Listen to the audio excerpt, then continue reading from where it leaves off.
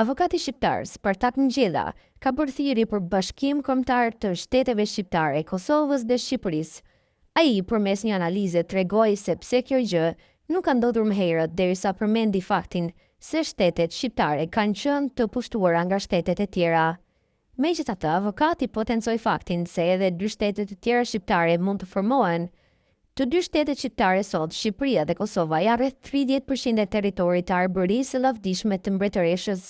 së famshme shqiptare Teuta, dhe kur sot po ecën me dy shtete shqiptarësh,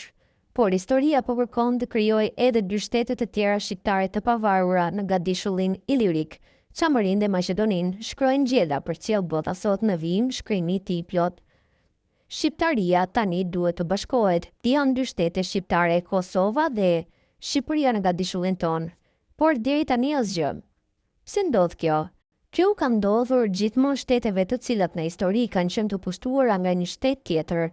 pasi kanë marrë pavarësinë. Ata nuk janë shkëputur dot nga ish-pushtuesit, sepse ky ish-pushtues e ka dominuar gjatë ish-koloninë e tij me liderët e këtyre shteteve,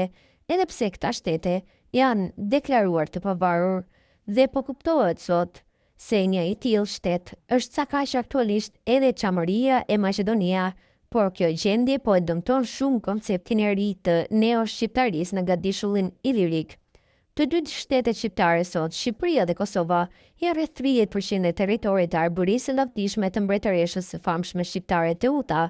dhe koha sot po ecën me dy shtete shqiptarësh, por historia po kërkon të krijojë edhe dy shtete të tjera shqiptare të pavarura në Gadishullin Ilirik, Çamërinë dhe Maqedoninë, sepse në fakt kjo duhet të ishte Shqipëria e plot, dhe këtu u kërkoi edhe Ismail Qemali në vitin 12-13 fushive të mëdha, por ato bën sikur nuk dëgjonin. E shkruan në mënyrë brutale historinë e Gadishullit Ilirik, por koha nuk i pranoi, se ja, sot ne jemi në ecjen e lavdison historike edhe për dy shtetet tanë arbërore që kanë mbetur ende si grupe shoqërore të etnisë shqiptare, por që ende nuk e kanë shtetin e tyre.